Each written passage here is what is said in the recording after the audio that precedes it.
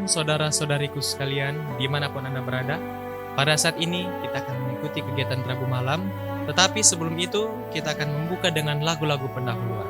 Dan lagu pendahuluan yang pertama terambil dalam Unklab Himnal nomor 20, Kasih Surga yang Terindah.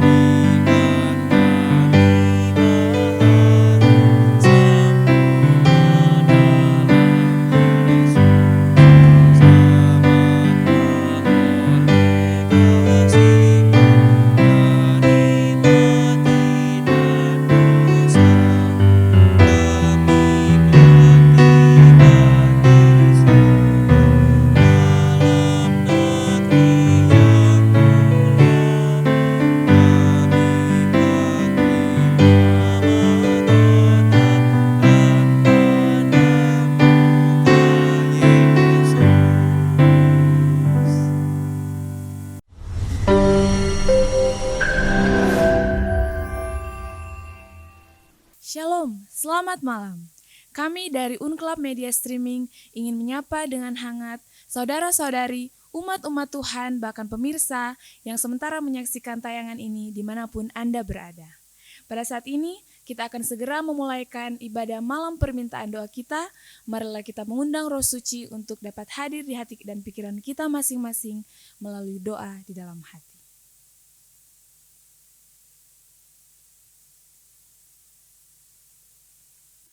Untuk membuka rangkaian acara ibadah kita pada malam hari ini, kita menyanyi dalam Unklab Himnal nomor 76, Al-Masih Selamatkan, yang akan dipimpin oleh pemimpin lagu.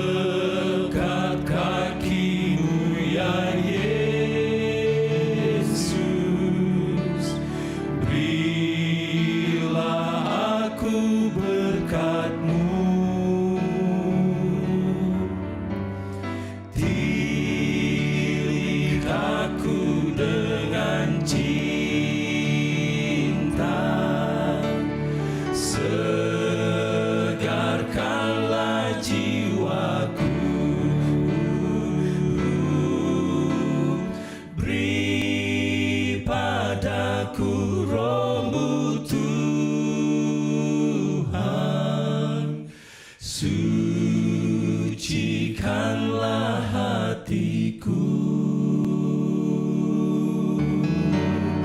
tolonglah aku ceritakan hal Engkau penebusku, hal Engkau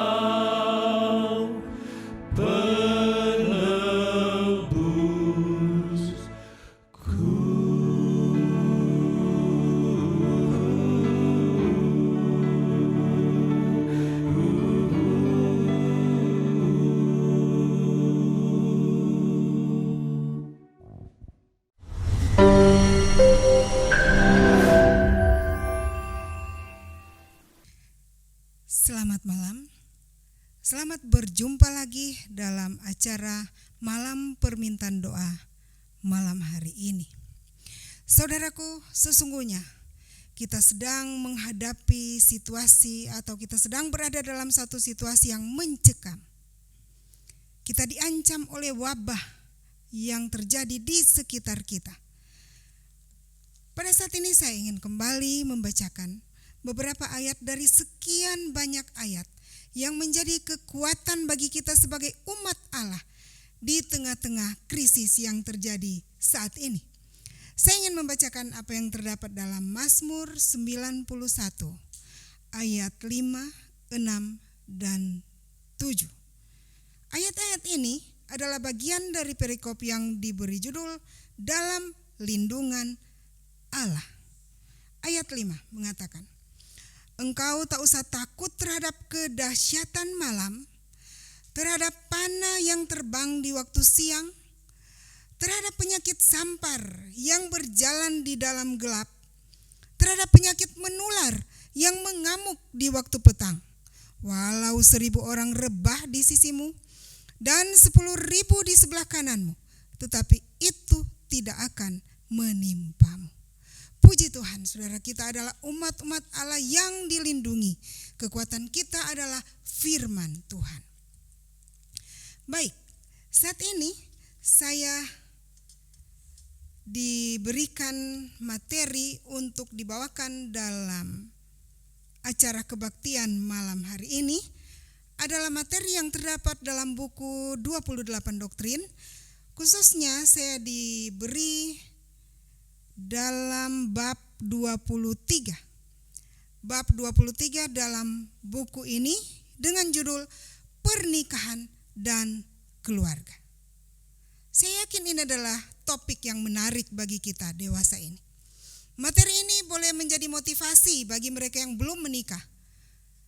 Kemudian bagi mereka yang sudah menikah, bahkan sudah lama menikah, ini menjadi seperti minyak pelumas untuk rumah tangga kita masing-masing. Mengingatkan kembali akan pengetahuan tentang keluarga yang terdapat di dalam firman Tuhan bagi kita pada malam hari ini. Saudaraku, sesungguhnya rumah tangga adalah lembaga yang mula-mula dibentuk untuk memulihkan kembali citra Allah pada pria dan wanita. Dalam keluarga, baik ayah, ibu, dan anak-anak dapat mengisi keperluan satu sama lain atas dasar rasa memiliki, cinta, dan keakraban. Namun saudaraku, kenyataannya dunia kita sekarang ini, rumah tangga boleh menjadi suatu kebahagiaan yang besar. Tapi pada saat yang sama, dalam satu rumah tangga boleh menjadi suatu tempat yang amat menyakitkan. Mengapa? Karena sering di dalam rumah tangga ada yang disebut mementingkan diri, pertengkaran, pemberontakan, kemudian disebutkan bersaing, murka, kekejaman. Sesungguhnya semua ini adalah bukan rencana Allah. Rencana Allah adalah suatu pernikahan yang bahagia. Ini adalah rencana Allah. Saudara-saudaraku yang kekasih, berbicara mengenai rencana Allah di dalam satu rumah tangga, kita mengetahui dengan benar bahwa rumah tangga dan sahabat adalah dua lembaga yang dibentuk Allah di Taman Eden. Keduanya sebetulnya, rumah tangga dan hari Sabat, adalah hadiah Allah untuk membawa kegembiraan dan kesenangan serta rasa memiliki tanpa memandang waktu, tempat, dan kebudayaan. Sabat adalah wadah yang disediakan Allah untuk manusia bersekutu dengan Allahnya, sementara rumah tangga adalah wadah yang dibentuk Allah untuk suatu hubungan sosial dengan sesama manusia. Baik, saat ini mari kita melihat rencana Allah bagi rumah tangga. Yang pertama, Allah menginginkan di sana ada laki-laki dan perempuan menurut citra Allah. Ayatnya kita boleh lihat dalam Kejadian pasal 1. Kejadian pasal 1 ayatnya yang ke-26 dan 27. Disebutkan, berfirmanlah Allah, baiklah kita menjadikan manusia menurut gambar dan rupa kita, supaya mereka berkuasa atas ikan-ikan di laut dan burung-burung di udara dan atas ternak dan atas seluruh bumi dan atas segala binatang melata yang merayap di bumi. Ayat 27, maka Allah menciptakan manusia itu menurut gambarnya. Menurut gambar Allah diciptakannya dia. Laki-laki dan perempuan diciptakannya mereka. Saudaraku, sesungguhnya kata manusia di dalam kedua ayat ini, baik dari bahasa Ibrani dan bahasa Inggris, manusia dalam ayat ini artinya laki-laki dan perempuan. Jadi, manusia dalam ayat ini artinya bukan cuma laki-laki atau sebaliknya bukan cuma perempuan. Manusia dalam ayat ini artinya laki-laki dan perempuan. Artinya suami dan istri adalah satu dengan fungsi yang berbeda. Digambarkan katanya seperti ini. Sebagaimana Allah Bapa, Allah Anak, dan Allah Roh Kudus adalah satu, tapi memiliki fungsi yang berbeda. Demikian juga laki-laki dan perempuan atau suami dan istri adalah satu, tapi memiliki fungsi yang berbeda, tapi saling melengkapi dan bekerja sama. Seperti kata bijak yang pernah saya dengar, sehubungan dengan fungsi masing-masing laki-laki dan perempuan. Ada kata bijak yang pernah saya dengar mengatakan begini, setajam-tajamnya silet tidak dapat memotong sebuah kayu atau sebatang kayu. Sebaliknya, setajam-tajamnya kapak tidak dapat mencukur kumis seseorang. Artinya, masing-masing memiliki fungsi yang berbeda, tetapi saling melengkapi, bukan saling mengungguli fungsi masing-masing. Itulah rencana Allah. Keluarga dan rumah tangga dibangun atas kenyataan jenis kelamin yang berbeda. Jadi dalam satu perkawinan ada dua jenis kelamin yang berbeda. Perkembangan hidup di dunia dibentuk Tuhan melalui dua jenis kelamin, bukan satu. Saudara-saudaraku yang kekasih, inilah rencana Allah bagi umatnya. Rencana Allah dalam satu perkawinan yang pertama adalah laki-laki dan perempuan.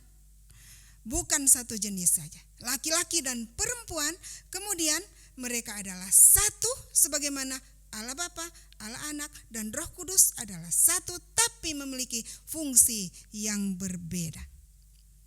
Selanjutnya, rencana Allah yang kedua sehubungan dengan pernikahan adalah Kita baca bersama-sama apa yang terdapat dalam Kejadian pasal 2 ayat 24.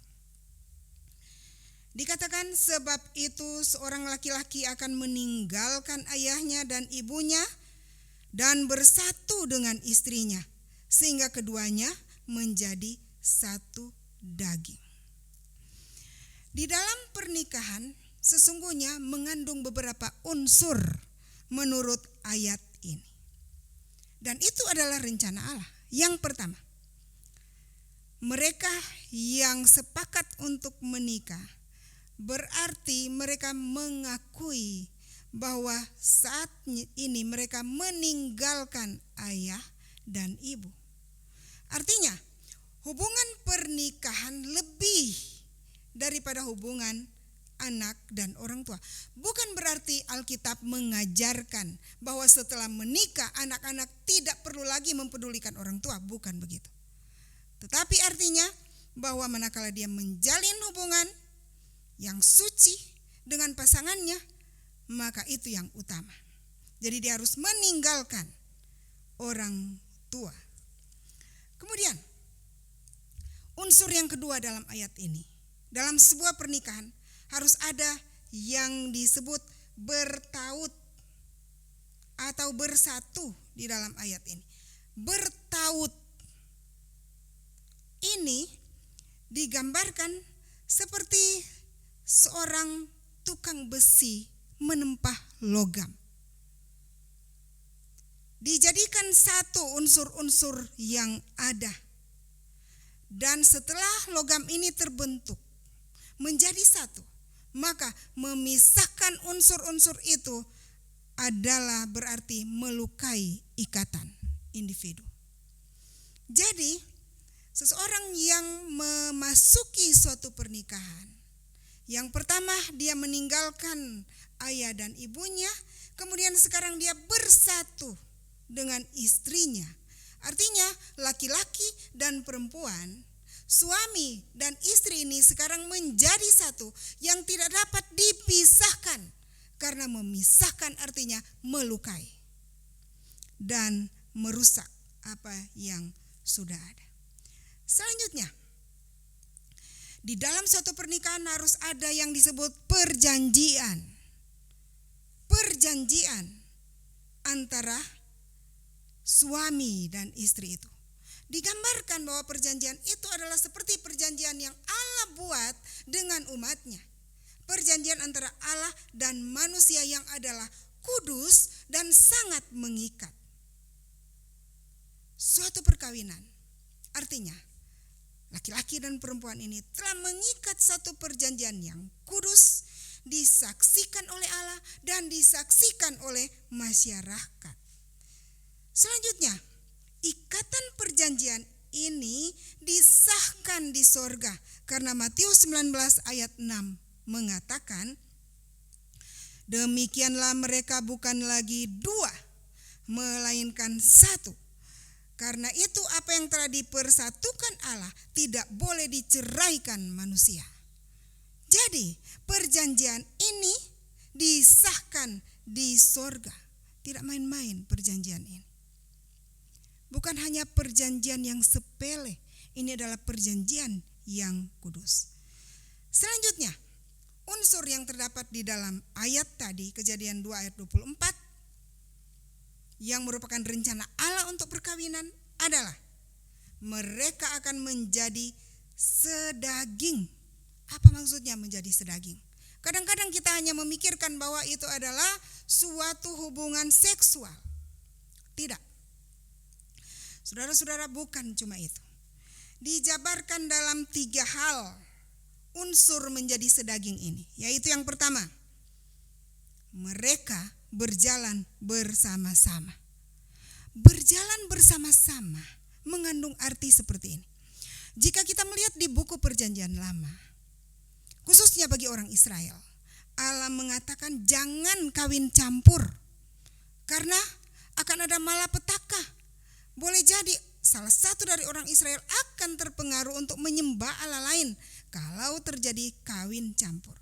Selanjutnya dalam Perjanjian Baru, Paulus menegaskan ide Allah ini. Di dalam 2 Korintus 6 ayat 14 sampai 16, intinya adalah Paulus katakan, jangan kamu merupakan pasangan yang tidak seimbang dengan yang tidak percaya. Jadi, berjalan bersama artinya dua orang sepakat untuk berjalan bersama adalah dua orang yang punya satu arah. Tidak seorang ke depan sana, seorang ke belakang, tidak. Mereka berjalan bersama, menjadi sedaging. Artinya, pertama, berjalan bersama, memiliki satu tujuan bersama dan satu paham yang sama. Selanjutnya, bagian dari menjadi sedaging juga adalah mereka berdiri bersama. Apa maksudnya berdiri bersama? Artinya bahwa pasangan itu akan menerima apa adanya pasangannya dan siap berdiri bersama menghadapi apapun. Mari kita baca apa yang terdapat di dalam pasal ini. Dalam halaman 338 disebutkan dua pribadi saling membagi apa yang ada pada mereka. Bukan hanya tubuh mereka, bukan hanya harta milik mereka, tetapi juga pikiran dan perasaan mereka, kegembiraan dan derita mereka, pengharapan dan rasa takut mereka, begitu pula dengan sukses dan kegagalan mereka. Saudaraku, orang yang berdiri bersama artinya mereka yang mau menatap masa depan, apakah itu baik, apakah buruk, apakah senang atau susah, bersama-sama. Selanjutnya, menjadi sedaging artinya ada satu keintiman.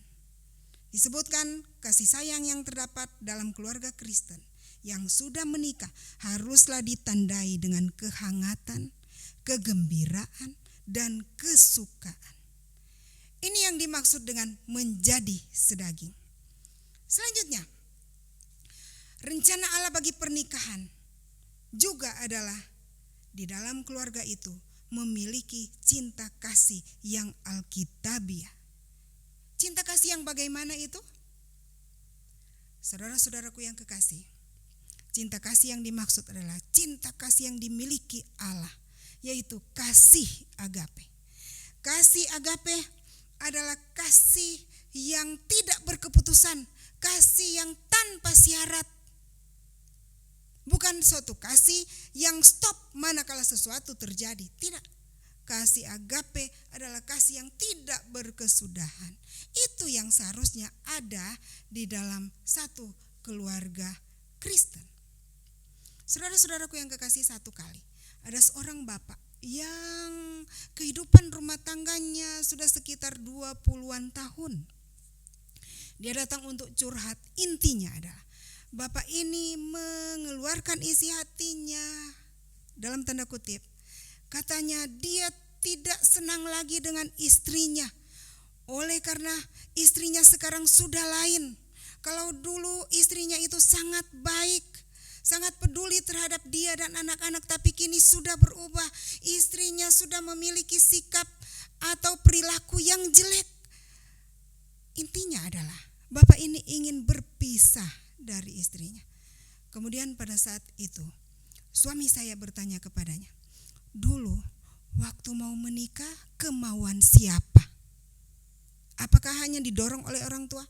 Nah, bapak ini bilang, oh tidak, suka sama suka.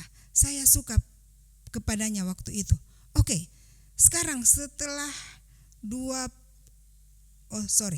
sebelum waktu menikah, apa pendapat Anda tentang istri Anda waktu itu? Oh, dia baik sekali waktu itu, dia baik sekali. Oke, sekarang dia sudah berubah ya? Iya, dia sudah sangat berubah. Sekarang saya mau tanya, untuk kurun waktu rumah tangga kalian yang sekitar 20-an tahun, siapa yang hidup sehari-hari dengannya di rumah? Oh, maksudnya dia katakan,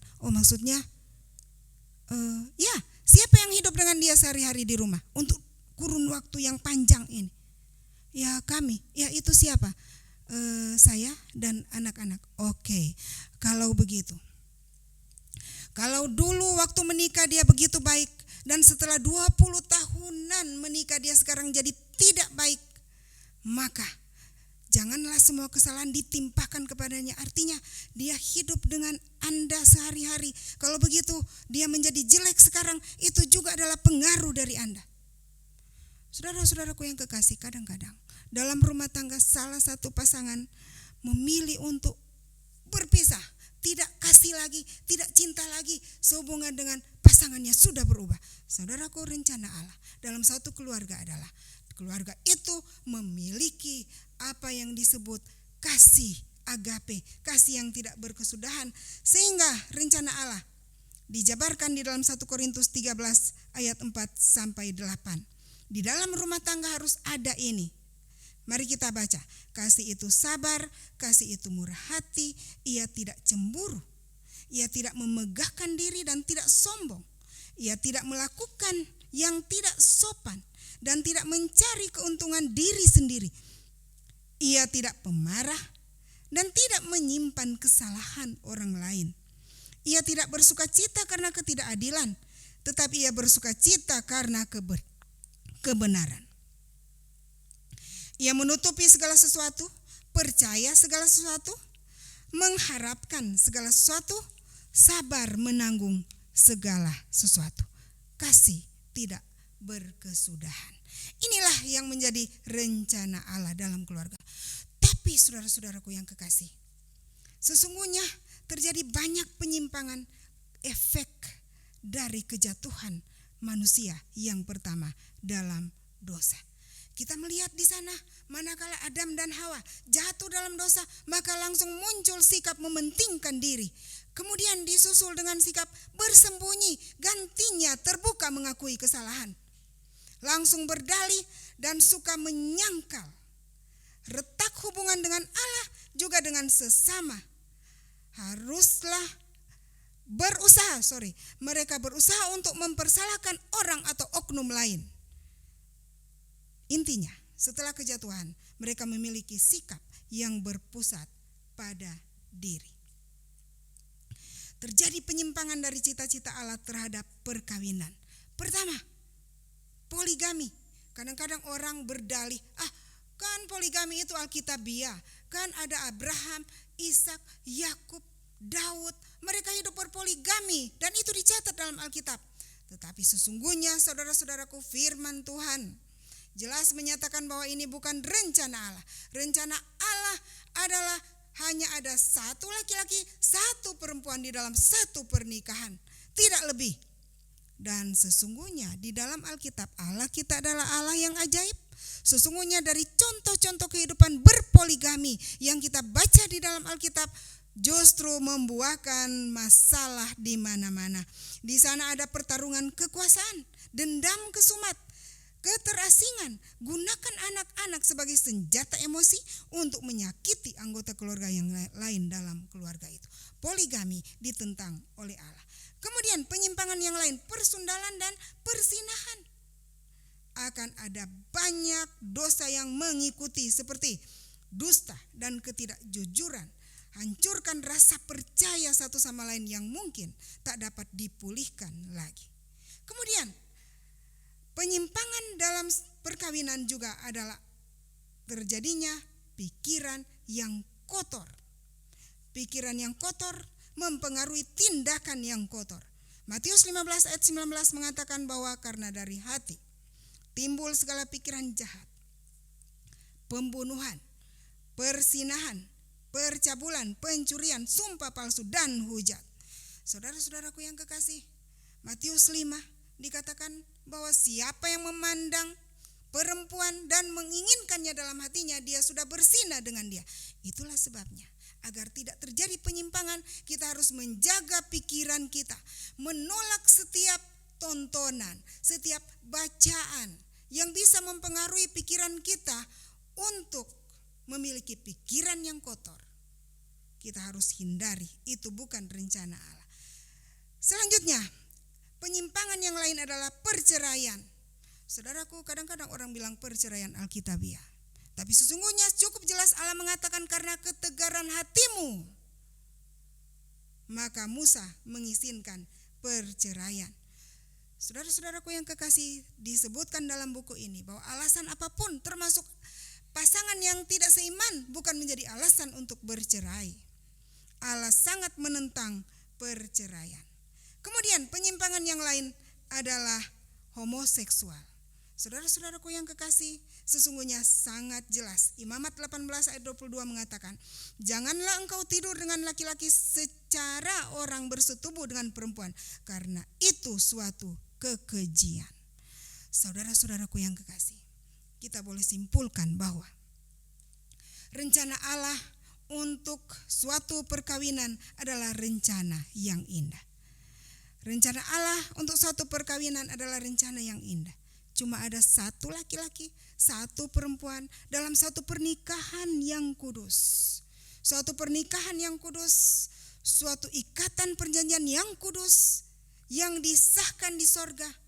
Dan kemudian suatu keluarga suami dan istri itu akan saling mengerti, akan saling menerima. Itu semua adalah rencana Allah di dalam satu keluarga untuk memiliki kasih agape yang tidak berkesudahan, kasih yang tidak lekang oleh waktu, kasih yang tidak berubah oleh karena keadaan tertentu, seperti kasih Allah bagi manusia. Sesungguhnya yang membuat penyimpangan adalah dosa.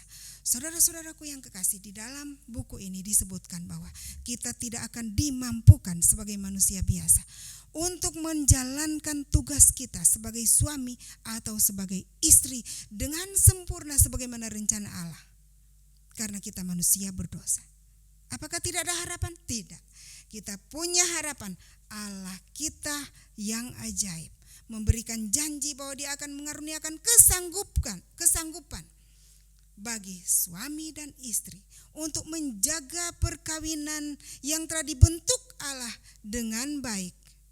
Hanya apabila kita selalu datang memohonkan kekuatan dari Allah agar kita dimampukan menjalankan peran kita baik sebagai suami, baik sebagai istri dengan baik sesuai dengan rencana Allah.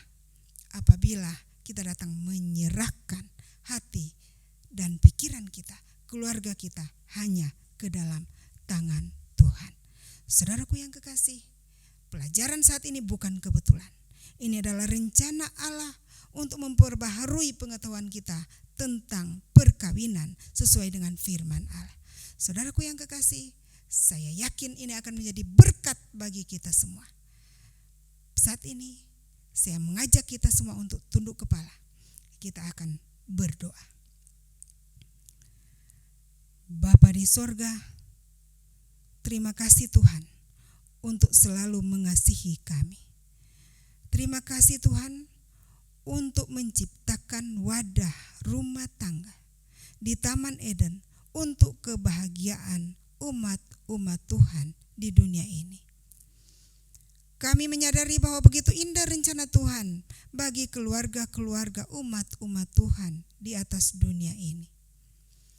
Tetapi oleh keberdosaan kami, banyak kali kami menyimpang dari rencana Allah. Tuhan, ampuni kami. Dan pada saat yang sama Tuhan, kami meminta kuasa dari Tuhan. Sanggupkan kami untuk memainkan peranan kami masing-masing, baik sebagai suami, sebagai istri, sesuai dengan rencana Tuhan. Sekali lagi Tuhan, kami tak sanggup tanpa pertolongan Tuhan. Bapa di sorga, berkatilah keluarga kami masing-masing. Berkatilah kami sebagai istri, sebagai suami, bahkan sebagai anak-anak. Harapan kami Tuhan, biarlah kami sebagaimana kami keluarga di atas dunia ini, kami akan menjadi keluarga juga di dalam kerajaan sorga. Terima kasih Tuhan untuk selalu melindungi kami, keluarga kami, dan melindungi kami dari setiap wabah yang sedang terjadi di sekitar kami. Kami yakin Engkau adalah Allah kami, Allah yang besar, Allah yang maha kuasa, yang sanggup meluputkan kami. Terima kasih Tuhan, menyerahkan segala perkara dalam tangan Tuhan. Jadilah segala rencana Tuhan dalam kehidupan kami. Sekali lagi ampuni dosa kami. Kami bawa doa ini di dalam nama Yesus Tuhan dan Juru Selamat kami. Amin.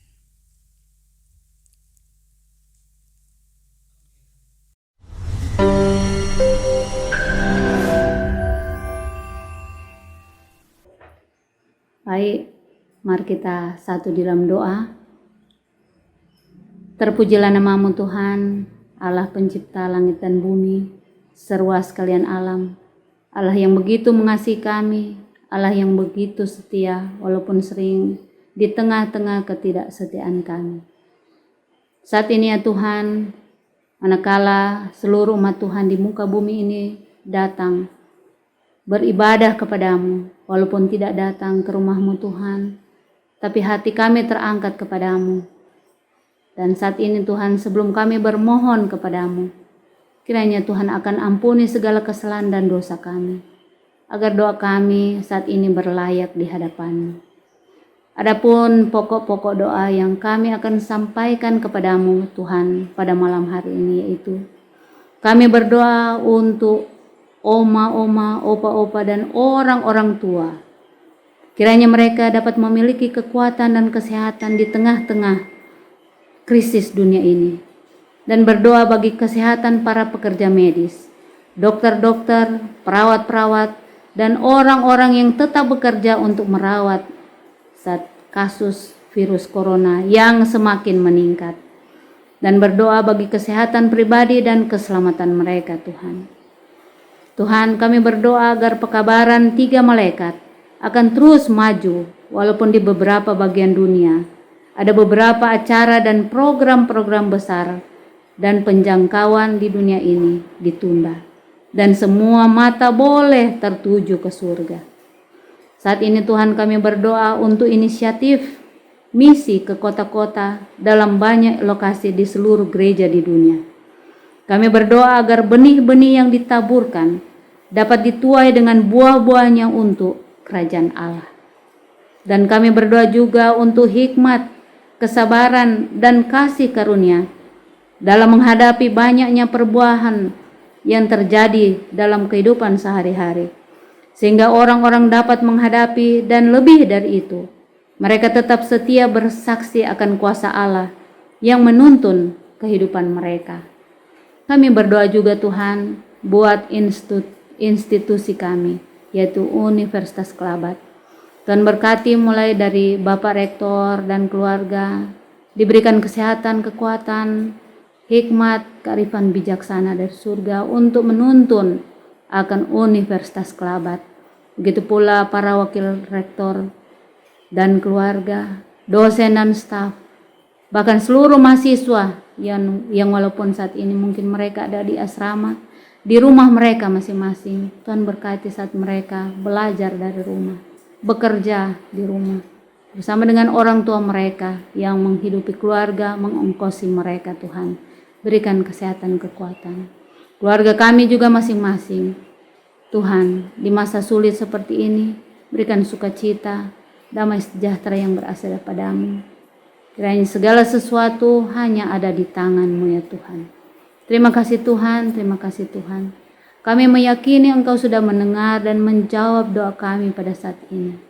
Doa ini kami persembahkan hanya di dalam nama anak-Mu Yesus Kristus yang adalah Tuhan dan Juru Selamat kami. Amin.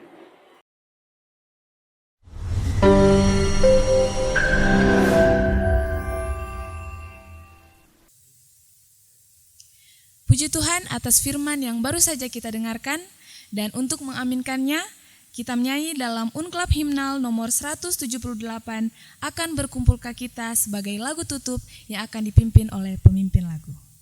Akan berkumpulkah kita?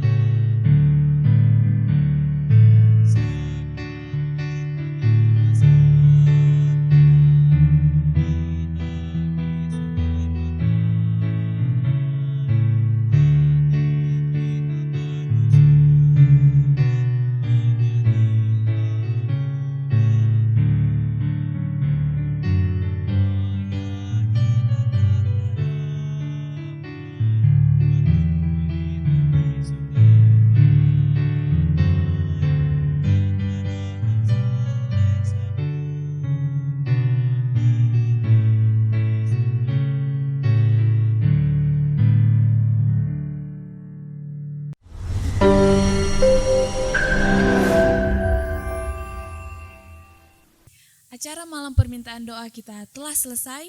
Kami dari Unclub Media Streaming mengucapkan selamat malam, Tuhan memberkati. Pancarkanlah terang lampumu menerusi gelombang, supaya dapatlah kamu selamatkan yang terhilang.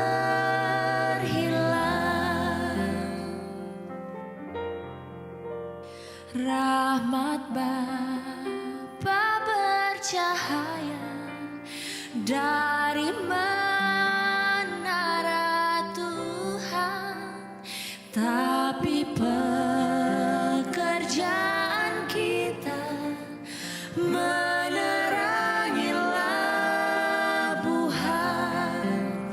Pancarkanlah terang lampumu menerusi gelombang, supaya dapatlah kamu selamatkan yang terhilang.